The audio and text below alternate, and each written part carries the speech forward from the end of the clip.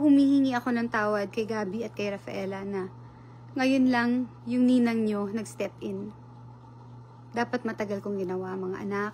Dapat matagal kong ginawa. But it's never too late. Andito na ako ngayon. At ate baby, it's never too late. Hindi ko kailangan ng DNA test. Ni Gabby at ni Rafaela. Pinanganak yan ni Derek Wen galing sa puso niya. Mula sa puso niya. So today, I'm stepping in. Gagawin ko na yung matagal ko nang dapat ginawa. Bilang ninang ni Gabby at saka ni Rafaela. So sana makapag-usap tayo ng maayos, ate baby. Dahil sinasabi ko na sa'yo, hindi mo makukuha kung ano ang para kay Gabby at kay Rafi.